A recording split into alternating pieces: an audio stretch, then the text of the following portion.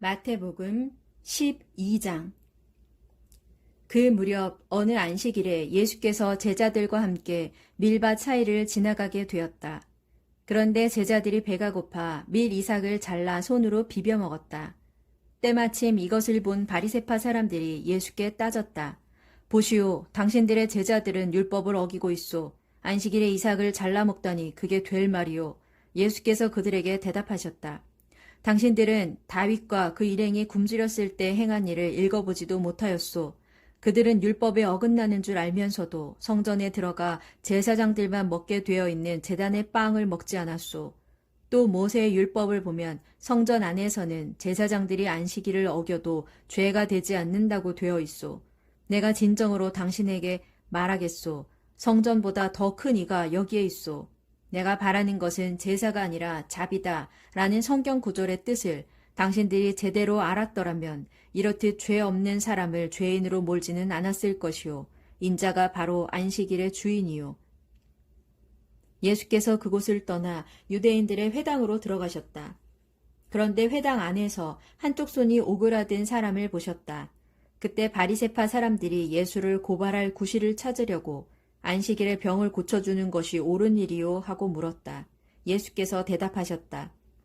만일 당신들에게 양이 한 마리 있는데 그 양이 안식일에 구덩이에 빠졌다면 당신들은 어떻게 하겠소?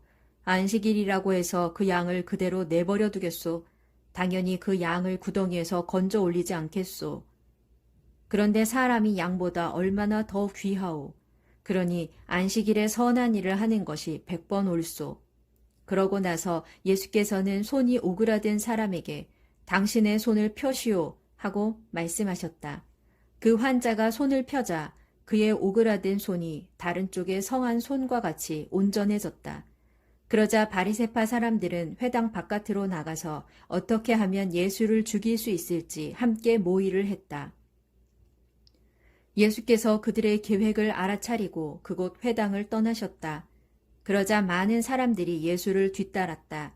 예수께서는 병자들을 고쳐주시면서 자신에 관한 소문을 세상에 퍼뜨리지 말 것을 당부하셨다. 이것은 그분에 관한 이사야의 다음과 같은 예언이 이루어진 것이다. 보라, 나의 종, 내가 택한 자, 그는 내가 사랑하는 자라. 내가 나의 영을 그에게 부어주리니 그가 여러 나라의 정의를 선포하리라. 그는 다투지도 않고 잘난 체 하지도 않아 길거리에서는 그의 소리를 들을 수 없으리라. 그는 정의가 승리할 때까지 상한 갈대 같은 나약한 자를 짓누르지 않으며 꺼져가는 심지 같은 가장 작은 자의 희망도 억누르지 않으리라. 그리하여 그의 이름은 온 세상의 희망이 되리라. 그때 사람들이 귀신 들려 눈이 멀고 벙어리가 된 어떤 사람을 예수께 데려왔다. 예수께서 그를 고쳐주시자 그는 눈이 열리고 말문이 트였다. 사람들은 모두 눈이 휘둥그레져서 이 사람이야말로 다윗의 자손이 아닌가 하고 소리쳤다. 그러나 그 말을 듣고 바리새파 사람들은 그가 귀신을 쫓아낼 수 있는 것은 그가 바로 귀신의 두목 바알세불이기 때문일 거요 하고 쏘아붙였다. 예수께서 그들의 생각을 아시고 말씀하셨다.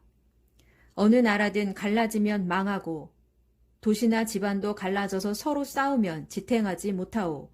생각해 보시오.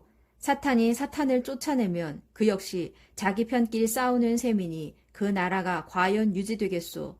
당신들 말대로 내가 바알세불의 힘을 빌려 귀신을 쫓아낸다면 당신들의 사람들은 누구의 힘으로 귀신을 쫓아내는 것이오.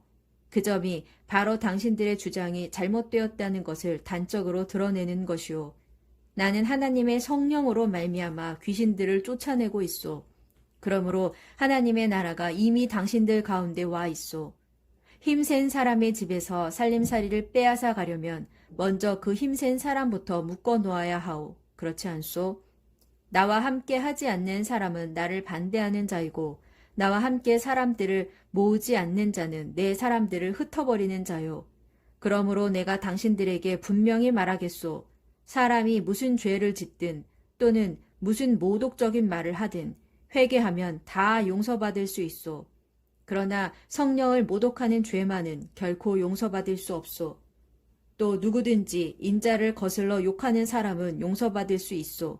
그러나 성령을 거슬러 욕하는 사람은 이 세상에서든 저 세상에서든 결코 용서받지 못할 것이요. 나무는 그 열매를 보면 알 수 있소. 좋은 나무라야 좋은 열매를 맺고 나쁜 나무에는 나쁜 열매가 맺히기 마련이요.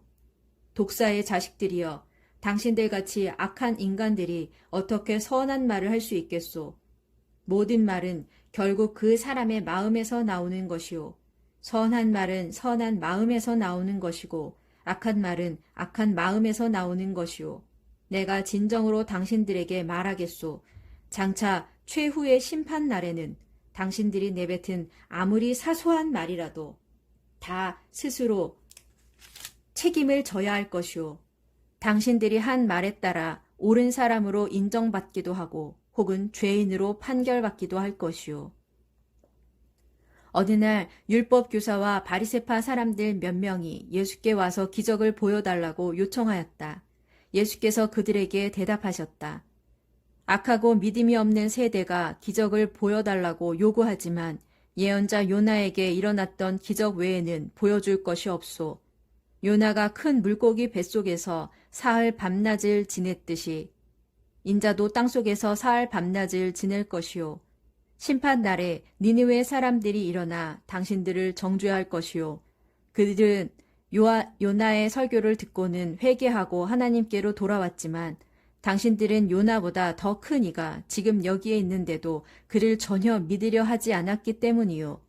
심판날에는 남쪽 나라에 살던 스바 여왕도 일어나 당신들을 정죄할 것이요.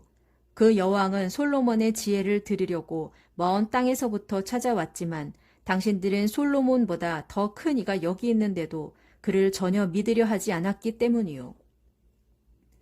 더러운 귀신은 사람에게 깃들어 있다가 나오게 되면 물 없는 광야를 돌아다니며 쉴 곳을 찾아 헤맨다오.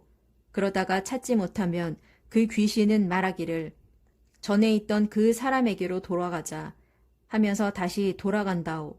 되돌아가서 보니 여전히 비어 있을 뿐만 아니라 잘 정리되어 있는 것을 보면 다시 나와서 자기보다 더 악한 다른 7 귀신을 데리고 그 사람 속으로 들어가 함께 산다오. 그러면 그 사람은 이전보다 더욱 비참하게 된다오. 이 악한 세대도 그렇게 될 것이오. 예수께서 사람들에게 여전히 말씀하고 계실 때 예수의 어머니와 형제들이 밖에 와서 기다리면서 예수와 이야기하기를 바랐다. 어떤 사람이 예수께 다가와 선생님, 선생님의 어머니와 형제들이 선생님과 말하려고 밖에 와 계십니다 하고 전하자 예수께서 물으셨다. 누가 내 어머니이고 누가 내 형제요? 그러고는 손을 내밀어 제자들을 가리키면서 말씀하셨다. 보시오, 이들이 내 어머니이고 내 형제들이요. 하늘에 계신 내 아버지의 뜻대로 사는 사람은 누구든지 내 형제요, 내 자매요, 내 어머니입니다.